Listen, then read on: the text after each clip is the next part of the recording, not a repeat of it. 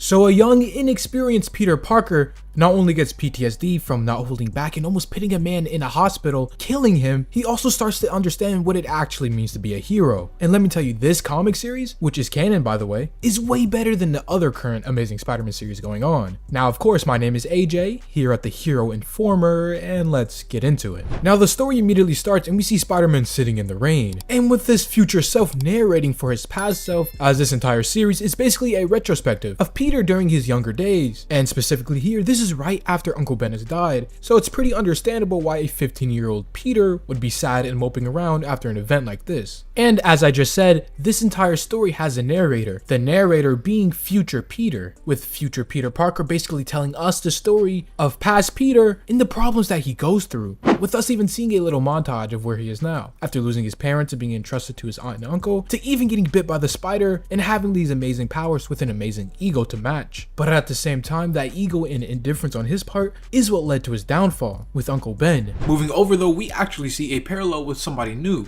somebody who's going through a tragedy just like Peter, experiencing loss in their own way. And you might be saying, okay, who is this? Looks like the Red Hulk got mixed with Thor. But no, this is not a new character per se, but he's a very niche Spider-Man character, who we will find out a little later. But we do see this mysterious red creature having a dinner party with some fake people, made up dolls, resembling a family of some kind. And as he continues to talk to them and basically role play as being a family man, the comic and Peter goes on to say his name was Niels Van Ander. And if he seems pretty untethered from reality, well, he's had a good reason, as this now hulking beast suddenly snaps and starts to destroy everything, smashing the table, fake food, and the people. As Peter then describes, saying Van Ander worked for Osborn Industries, a research assistant, although he was less of an assistant and more of a guinea pig, because even though at this point Norman Osborn wasn't the Green Goblin, he was still a couple months away, because this is happening in the first chronicles of Peter becoming Spider-Man, being 15 and all. Because at this time, Osborn Industries was testing out a new strength enhancing formula. And what does this have to do with anything? Well, this formula would later become the Goblin formula itself, making this hulking red beast, who looks like he himself could be a Hulk villain, the first Goblin, or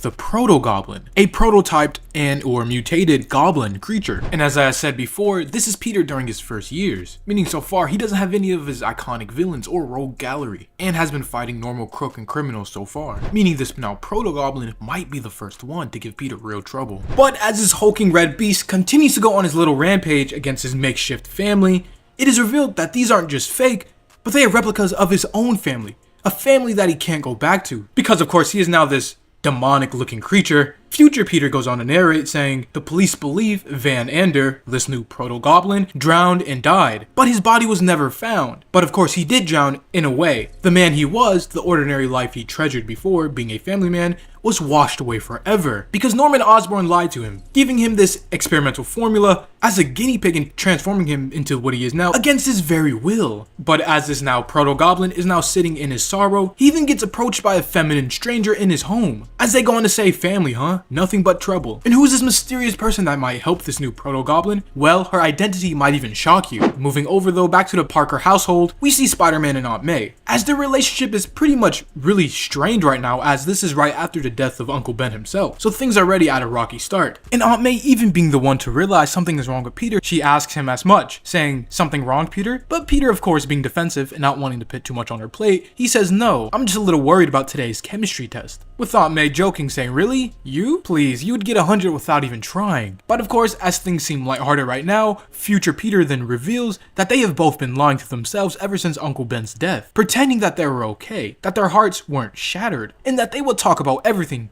but Ben, because in his own words, they were trying to protect each other, or maybe they were trying to protect themselves from the truth. As we see, not only are they dealing with the death and loss of a loved one in Uncle Ben, but they are also dealing with financial problems as always, with rent being overdue and even the possibility with them losing their home. But of course, Peter is not going to sit idly by and just watch this happen and leave all of it to Aunt May, especially not when he has these amazing gifts that he can use to his advantage. As we then move over and see Peter leave home, going to an agent he knows, because they were swimming in unpaid bills and they needed cash fast, and this guy was just the guy to get it for him. But things were looking good up until it wasn't, as just now the Daily Bugle started their iconic hate printing for Spider-Man, with his agent even saying, ever since that nut Jameson went on the warpath against you, the work has dried up. Everyone is afraid of you now, with him saying he is now finished in the showbiz. But Spider-Man being as desperate as he is now to not only keep his good image, but with his personal life and Aunt May afloat, Spider-Man says he is very desperate. And with his agent Maxwell finally giving in, not only saying how miserable he can hear him even from behind the mask, he says he will look and try to find him something. Which of course makes Spider-Man very happy, with him even saying, "I could kiss you right now," much to the disdain of Max, his agent. But with Spider-Man now swinging off into the city and Day being as happy as ever, he even goes on to say, "For the first time in weeks, I am allowing myself to feel hopeful." But of course that feeling is partly short-lived. As he is swinging, he sees somebody yelling out, "Stop him! That man, he took my purse, somebody please stop him." As he sees a random thug taking a purse from an old woman. And of course he swings in to stop them. But this isn't like normal times, as this particular incident struck a nerve in Spider-Man. As he says the lady the thug stole from was around May's age. She was scared out of her mind, and he was running off with her money, her credit cards, and even perhaps photos of her grandkids. And so Spider-Man swings down to confront him. But this thug, not being intimidated by Spider-Man, pulls out a gun, saying if you don't back off, and instantly the situation goes from striking a nerve to fully infuriating Spider-Man, as he effortlessly slaps the gun out of his hand, telling the man, "Do you know what I'm capable of? Do you know what I can do to you?" As Spider-Man has him held up by a shirt, getting ready to punch him with probably more force than he's intending to do. With the comment going to say all he saw was an opportunity to pay anyone back for taking Ben away from them. But there is just one problem. You see, a few days earlier, he put a kid he caught robbing a grocery store in the hospital with a single punch. And of course, this Spider-Man is inexperienced and doesn't have a full grasp or grapple on his abilities, because that one singular punch that he didn't hold back too much could have literally killed him, showing the man he hit in the hospital broken bones, broken everything, to be honest. And Spider-Man saying it really made him realize he had no understanding of his real strength, no way to control it, and it absolutely scared him to his core. With instead of attacking and getting in his feels about it, Spider-Man simply webs up the thug and leaves him for the police, hanging from a light pole. Spider-Man even thinks back in retrospective to say he found out later that the purse snatcher was an addict, desperate for money. His gun wasn't even loaded. So what if he hadn't held back? What if he was in his feelings in anger and hit him with too much power? Would he have put the thug in the hospital next? Smashed his skull? Snapped his neck from the force of the punch? Is he really the hero he thinks he is or wants to be, or is he a monster? And you might be saying, okay, well, that is such an extreme reaction, but you gotta understand, this is a 15-year-old teenager, Peter Parker, who currently is not only dealing with the death of his uncle, his father figure basically, but also with these all new and powerful abilities. And of course, with him being a hero, fighting every day, beating bad guys, the power of life and death is literally in the palm of his hands in most situations. And yeah, a lot of people, if you put them in Peter's shoes, definitely would be more casualties starting out at the very least. But moving on, we see Peter finally reach his destination, one that he would never thought he would be at, but desperate times call for desperate situations. As we pick up at a kid's birthday party, with Spider-Man being hired to be the entertainment. You see, his agent Maxie came through, but it wasn't quite what he expected. $125 for a birthday party. And that would be all fine and dandy, right? Quick, easy money. But as it turns out, the birthday boy in question was a real pain in his web shooters, as the birthday boy wasn't satisfied with the Spider-Man, thinking he is nothing but a phony in a cheesy Halloween costume. So Spider-Man starts to do what Spider-Man does, trying to demonstrate that he's the real deal, from climbing and sticking on top of houses, from juggling his web balls, to even lifting a car with a single finger. But of course, the little kid, the birthday boy, dismisses this at every turn, which already Spider-Man has had a pretty bad day, and he is pretty ticked off. So this sets him off even more, with him turning around saying, "That's it, I am done. It is bad enough that I am being humiliated every day by James Jonah Jameson, but I refuse to be demeaned, debased, and degraded by a 10-year-old little kid." Peter just going on to give everybody a piece of his mind, even if he isn't in the right or this is the right time to do so. And as he does, the birthday boy's mother then comes up to him, pleading with Spider-Man to not leave, to not go. As you see, the reason why Daryl, the birthday boy, is like this is because his dad died a couple months ago, and ever since then the little kid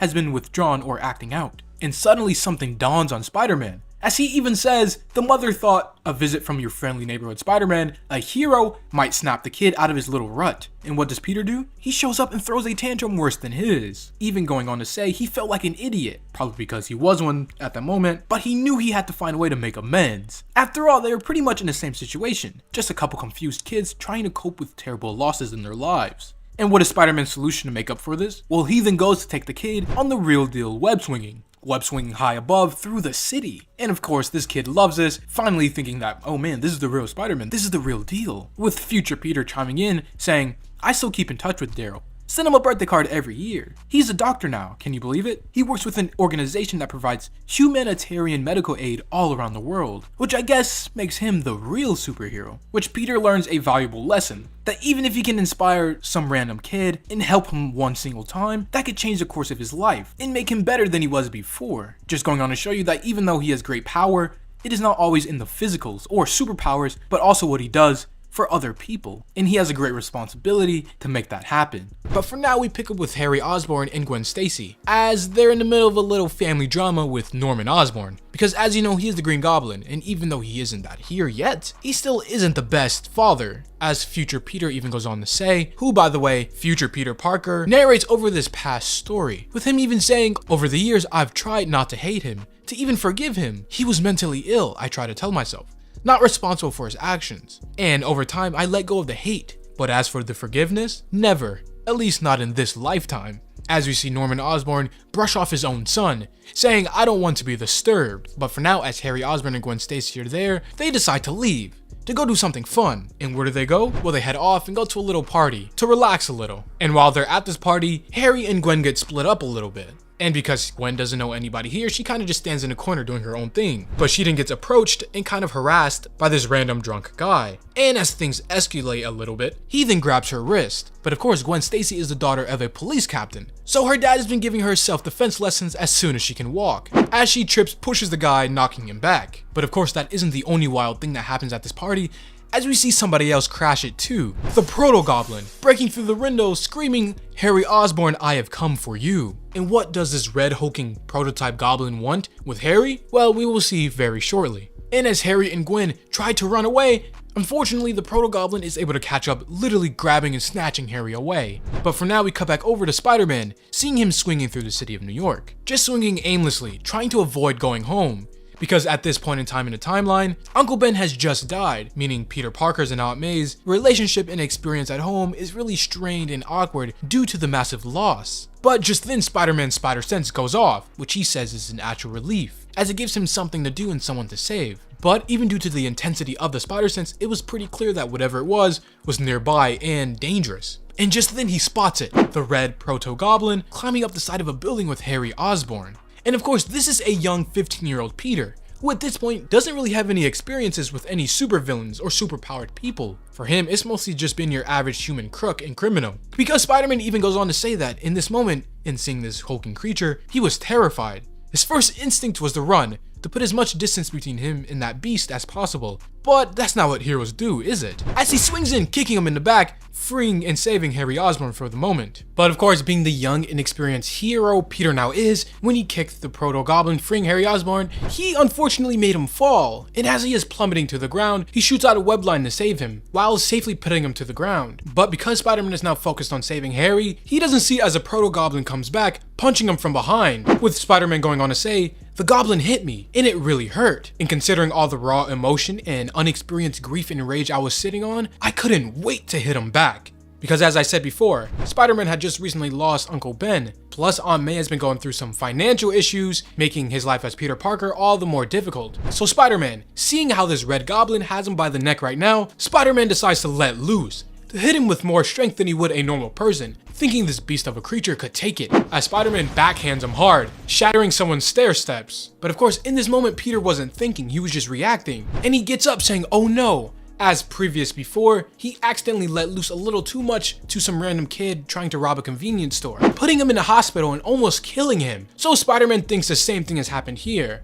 Now, even though this villain is obviously not some normal person, Spider-Man still doesn't want to kill, especially on accident, with Peter going on to think, oh no, I've done it again, lashed out without thinking. What if I've broken his back, paralyzed him? I'm unable to contain or control this incredible strength that is still so new to me. As Spider-Man even goes up to the villain saying, hey, are you okay? But of course, the Proto-Goblin's muscles isn't all for show, as he is pretty durable as well, meaning he survives as encountered, as he then lunges for Spider-Man, swiping at him. And here something really interesting happens, a testament to Spider-Man's character, for better or for worse. You see Spider-Man then goes on to explain how the Red Goblin came for him. He lunged at him suddenly and viciously, and Spider-Man just kind of stood there. He let him grab and hit him. Why? Because Spider-Man was so afraid that if he fought back, let loose, that he would kill him, unable to control or regulate the great power that he holds within him. because at this point he is still very new to his superpowers and is of course 15 years old. But as this new Proto-Goblin is literally stomping on Peter's head, he then turns around and looks at Harry Osborn, his real target, as Gwen Stacy is also there too. And so he switches and starts to lunge for them. But before he can do anything, Spider-Man webs him in the back, pulling him away, with him going on to continue saying, "I used to fantasize about standing up to the bullies," knocking the cruelty and arrogance right out of them. But fantasy and reality are two very different things. You see, when you actually hit someone, hurt them, it is not exhilarating, it is horrifying. Just showing you the kind of hero that Peter really is. You see, even though technically Spider-Man has the power to really lay him out right here and right now, beating him senseless, there is also a risk that with his great power, he could literally kill this person. And right, this isn't even a normal person by any means, he is a giant hulking red beast. But still, Spider-Man isn't the Punisher. He's not just going to take a life on the whim, especially if he has other options, and is not the last resort. But of course, Spider-Man still has to distract the Goblin, keep him away from Harry, and if doing that means he gets the crap kicked out of him, then so be it.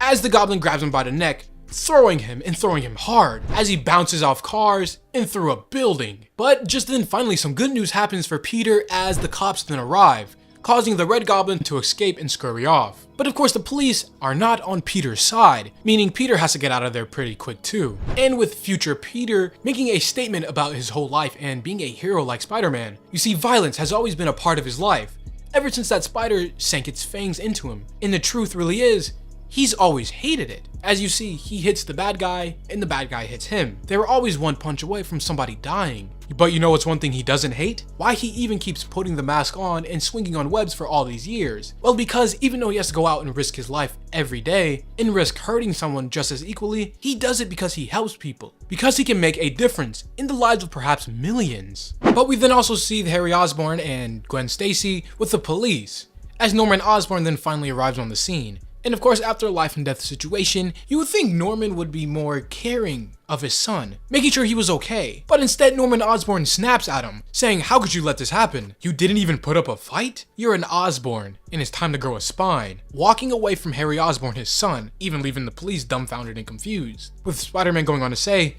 "I believe that Norman genuinely loved his son, but I also think that he was ashamed of that love. He viewed it as a weakness. And weakness is the thing Norman Osborn loathed or hated most in the world." As you cut over and see Spider-Man finally arriving home after that whole experience and tough day, with him going on to further talk about love, saying Norman is wrong. Love doesn't make us weak, but it does make us vulnerable, if not nurtured and respected. As you see Aunt May knock on Peter's door, but Peter's still in his Spider-Man costume, and after taking a rough beating from the prototype Goblin, he is in a pretty rough shape, with bruises on his face. So as he opens the door for his Aunt May, she even gasps in disbelief, saying, "Dear God, what happened to you?" And as Peter tries to say it's nothing, Aunt May suddenly snaps as well, saying, "No big deal. My husband is dead and my nephew comes home beaten and bruised like some hoodlum, and you have the audacity to tell me it's no big deal? How could you be so thoughtless, so irresponsible, so unbelievably cruel?" As she leaves, slamming the door in her little moment of grief and hurt. And of course, as any young teen would, Peter takes this hard. But this moment here, Peter down on his luck crying,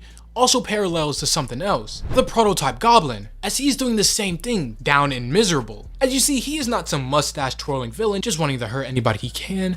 No, he is a victim himself. He didn't want to become what he is now. He was tricked by Norman Osborn, used as a guinea pig for the Goblin formula. But of course, it had some side effects, meaning he is what he is now. And because of it, he can't go back to the one thing he loves most in the world, his family, and to live a normal life. And there is this mysterious woman with him, who seemed to help him out only on the condition that he brings her Harry Osborn, which is why he went on that whole battle in the first place. And who is this woman and why does she want Harry Osborn specifically? Well, as it turns out, this is none other than Emily Osborn, Norman Osborn's wife, or Harry Osborn's mother. And if you don't know much about her, well, she faked her death and ran away, because even she's seen the monster that Norman Osborn was becoming. But for whatever reason, she wants her son back. And right now, she is trying to use the Proto-Goblin to try and make that a reality. Now immediately, of course, we pick up in New York, at some sort of bar, where we see a man talking to a bartender. But this conversation is pretty one-sided. As you see, not only is it late night, but being in a place like New York, specifically Marvel's New York, this bartender has pretty much heard every crazy story day in and day out. As this mysterious man goes on to say, "It's bad enough that I am some kind of freak, but at least I'm a powerful one, right?" And then that masked idiot stops me with just a vacuum. But as I said before, the bartender is not even listening that one bit, which absolutely angers the man, as the bartender slowly looks up in horror as it is revealed to be the Sandman fully transforming, destroying this entire bar. And we will pick up with Sandman and his little problems with Spider-Man a little later. For now though, we pick up inside of a kitchen where we see two special individuals, where you see someone who looks like a Red Hulk and a woman, and this woman being none other than Emily Osborn, the mother of Harry Osborn and the thought to be dead wife of Norman Osborn. And who is this red creature? Well, that is none other than Proto-Goblin, who, if you didn't know, is technically the first Goblin Spider-Man villain in Marvel history, which of course is why he's given the name Proto-Goblin, as in prototype, as he was tricked into taking a prototype version of the Goblin formula by Norman Osborn, turning him into this hulking red beast that he is now. And why are these two seemingly unconnected people together? Well, as Emily Osborn goes on to tell Proto-Goblin, she will leave him alone when he has done what he has promised, to bring her son back, Harry Osborn. But you see, contrary to what he may look like or the name might suggest, he isn't a villain at all. No, if anything, he just wants to go back to his family. But of course, he can't go back living a normal life,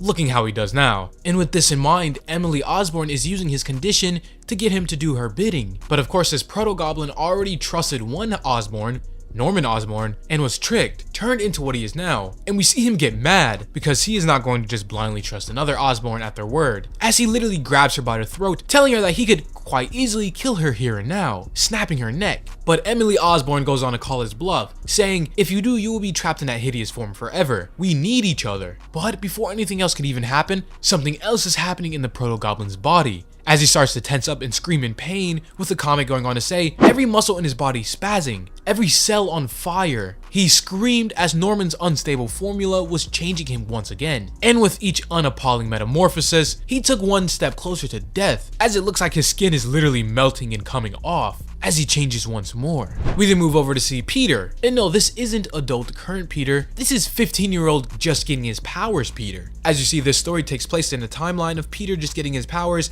and dealing with the whole aftermath of Uncle Ben and his death. And of course, being a young teenager, he doesn't have the healthiest coping mechanisms, especially not with his great power and even greater responsibility that is now on him, as he sits in his room almost depressed over the last circumstances going on with his life, specifically Uncle Ben's murder and how Aunt May and him were pretending like they were strong, like their hearts weren't breaking. And especially with Peter coming back home one time, bruised and beaten after a rough night out as Spider-Man, which set Aunt May off even more, as she has already lost Uncle Ben and can't lose Peter either. But of course, even with that and knowing that they need each other more now than ever, they still pretend like everything is alright, as they don't make an effort to try to fix things, which complicates things even more for Peter living his double life. And with the other side of his life being Spider-Man, he now has an outlet to voice his frustrations and anger, especially in a time like this. And with that, he heads off to fight some crime. And no, not just normal crime, supervillain crime, as he heads to an ongoing bank robbery led by none other than the Sandman. And as he breaks in the window, getting ready to confront Sandman, it turns out Sandman was hoping for this all along. As you see, Sandman wants revenge, and plans to finally squash Spider-Man once and for all, but of course that's the same thing that all the villains say and want. And with that, Spider-Man gets hit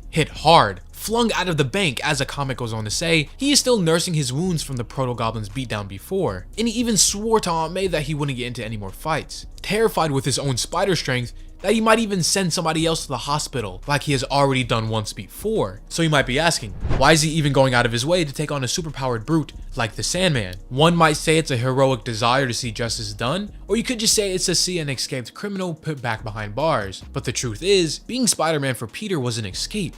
Escape from all the high school bullies, escape from the shame he felt from the way he treated Aunt May and other people in his life, and maybe most of all, escape from the crushing guilt over Uncle Ben's death, as he goes on to take Sandman in hand-to-hand combat, which of course, with Sandman being made out of, well, sand, it seems like normal strikes don't really do all too much, as Spider-Man literally plunges through his chest going through the other side without doing any real damage, as Sandman goes on to laugh and say, "Nothing can hurt me now." But those specific words resonated with Peter. Nothing can hurt him. And what does this mean? Well, it means Peter could stop holding back. Peter finally has an opponent that he can let loose on. And luckily this opponent pretty much deserves it too, being a criminal and endangering lives and all. As Peter jumps right back into the battle, swinging with pure power, with the comic going on to say he's been living in fear of his own strength, his own power, checking himself, holding back. But even without realizing it, the Sandman has given him permission to shake off some of his self-imposed restraints, to let loose in a way he has never had before. As we see Spider-Man literally one-punch Sandman's face with his eyes, ears, and teeth coming off. And with that, Spider-Man goes to town, hitting him as fast, hard, and relentless as he can. As Spider-Man even goes on a monologue saying, "I hit him so fast, so hard, so unrelentingly that all Sandman could do was try to hold himself together, let alone mount some kind of defense." Sandman was scared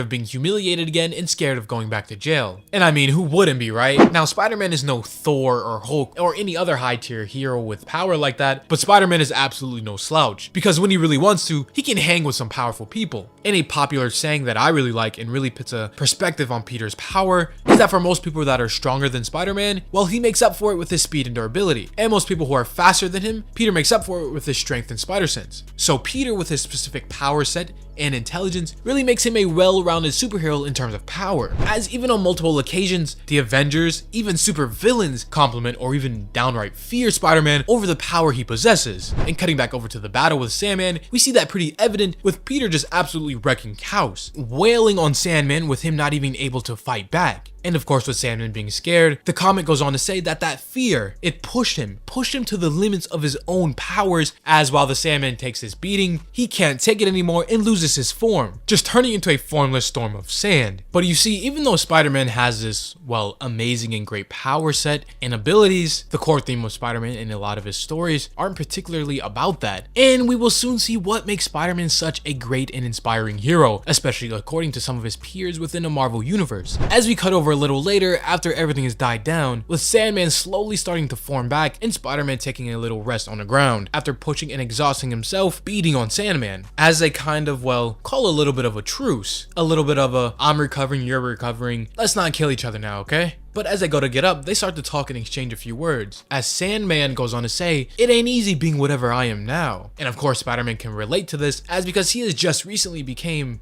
well, Spider-Man. He goes on to tell Sandman, "Who can you even tell about this type of stuff, right? I mean, who can possibly understand?" And just then something dawns on Sandman. Yeah, they might come from two different walks and were previously, well, enemies. Maybe they don't have to be. Maybe they share more in common than they even realize. As he goes on to ask Spider-Man, maybe they can take 5. As we cut over and see them on some rooftop talking and leaving the area before the police arrived at the scene. And right now, as you can see, no, they're not enemies at each other's throat. They are two lost and questioning people plunged into very different walks of life than what they were originally accustomed to. And with that, they form a little bit of a solid and common ground. As Sandman even goes on to say, "We are never going to be normal, which means life is always going to be hard for guys like us." But of course, Spider-Man says maybe life would be a little less hard on you if you went straight, went the good route, not necessarily become a hero, but leave the criminal lifestyle behind. And as it turns out, Flint Marko the Sandman has thought about this. But as he says in his own words, a man is what he is. And for him to change that drastically at this point of his life, it's not happening. And in the opposite direction, Sandman thinks Spider-Man has the potential to be one heck of a criminal and a crook. But now Spider-Man flipping what Sandman said to him, a man is what he is. Meaning that these two people, a hero and a villain, are set on their paths whether they like it or not.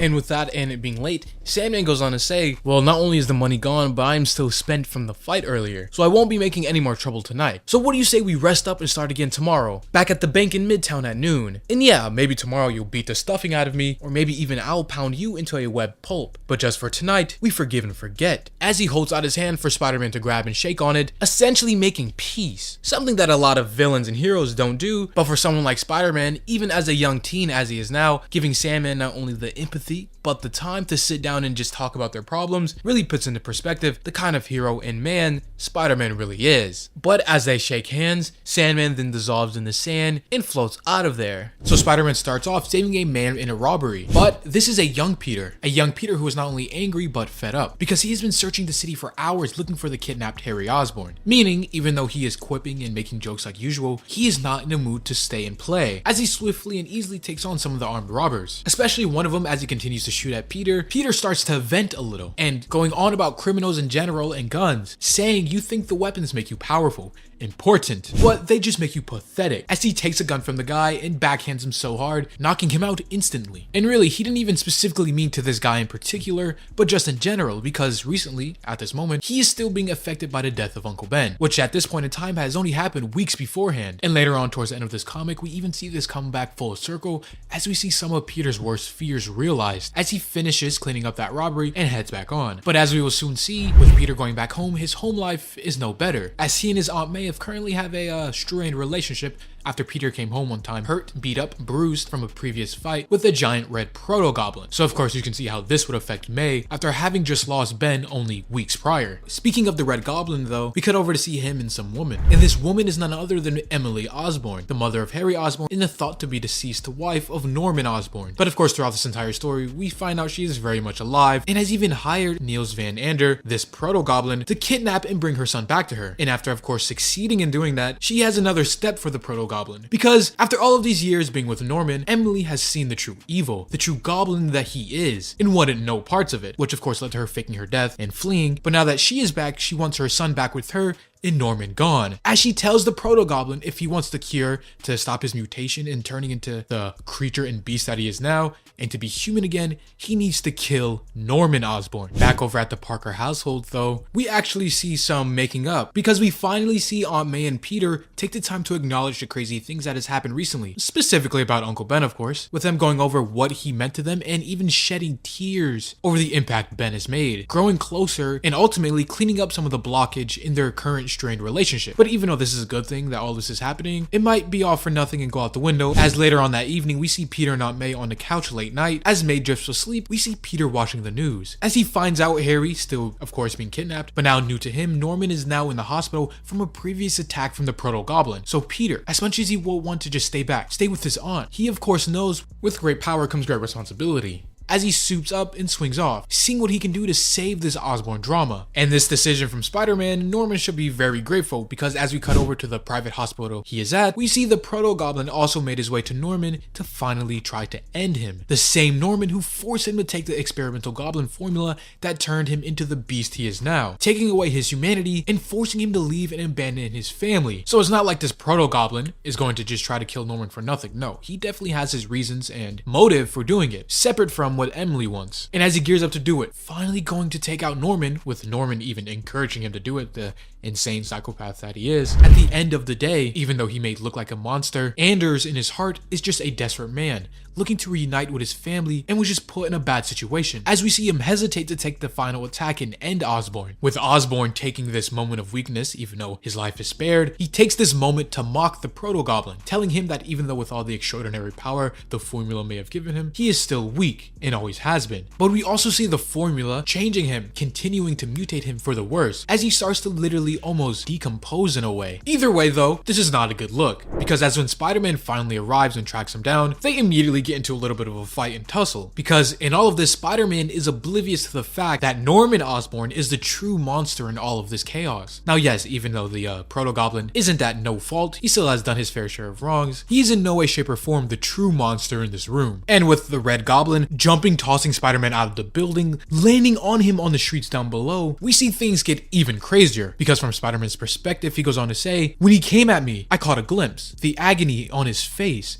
the way his body was pulsating and oozing, transforming." Now, of course, that was strange enough, but then things got considerably stranger, as for whatever reason, Peter starts having some sort of vision, a vision back into the day that changed everything, and the day Uncle Ben died, with Aunt May screaming for Peter to do something. Don't let Ben die again, because in Peter's perspective, one minute he was battling the Red Goblin in Manhattan, New York, and then the next, he was lost in a nightmare. It has been less than a month and Ben Parker was murdered by the burglar, so how could his uncle possibly be alive, and how did he suddenly find himself in his living room in Queens, reliving the worst tragedy of his entire life? But whether this moment is real or not, Spider-Man seemingly has a second chance, maybe a chance with fully realizing his great power to do something to stop this. Peter going on to think, in that moment there was no time for questions, he had to save Uncle Ben. No matter how desperately he tried to move, he just couldn't. All he could do was sit there and watch, relive the exact moment, the horror, that changed his entire life and trajectory going forward for a second time. Because even though this is obviously all happening in Peter's head, it brings up some true guilt, remorse, and feelings that he kept deep down to the surface. Because as this Nightmare May goes on to say, Peter did this. He had a chance to stop the burglar, but he did nothing and stood there. He let that monster get away. And how this is Peter's fault. Yes, someone else may have pulled the trigger, but Peter could have stopped it. He, in a sense, killed his Uncle Ben. As we see from Peter's perspective in this hallucination or nightmare, whatever you want to call it, Aunt May starts wailing on him, beating him left and right. It was as if with every blow, more guilt, more shame came roaring to the surface. But even as that was happening, a part of Peter understood something was terribly wrong. Yeah, his feelings may have been real in this, but this wasn't reality. As Peter finally snaps out of that little hallucination and sees what's really going on, and just how badly the Proto-Goblin is de-transforming, breaking down. The formula is mutating him to a disgustingly and disfigured amount. His body was literally in a state of degenerative metamorphosis. And as his body was degenerating, it released some sort of pheromone, which of course induced Peter into his hallucination state. But Spider-Man's suffering was nothing compared to the Proto-Goblin's, especially compared to everything that he has also been through recently. He has been not only a guinea pig for Osborn